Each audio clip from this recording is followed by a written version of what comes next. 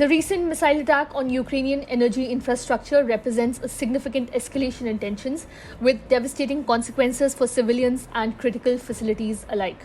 According to local authorities, Russian forces unleashed a massive aerial assault utilizing 76 air attack weapons, including 55 missiles and 21 drones, originating from both Russian territory and areas under Russian control.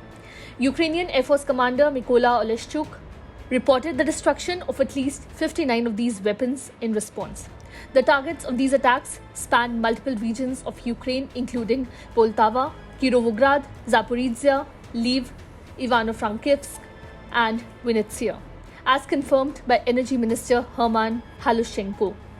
The intention, as articulated by Halushenko, is to cripple Ukraine's ability to generate and distribute electricity, further exacerbating the already dire situation for civilians caught in the crossfire.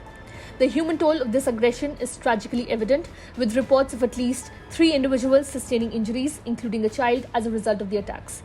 These incidents underscore the indiscriminate nature of warfare and the urgent need for diplomatic solutions to prevent further harm to innocent lives.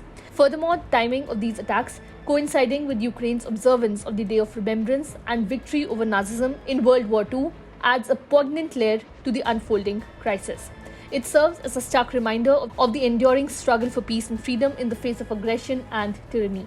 In response to this latest escalation, Ukrainian President Volodymyr Zelensky has reaffirmed the nation's resilience and resolve, pledging that all necessary measures are being taken to address the aftermath and provide support to the affected communities.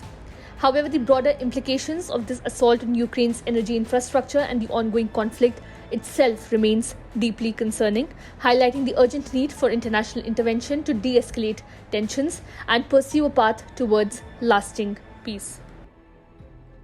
Subscribe to One India channel and never miss an update.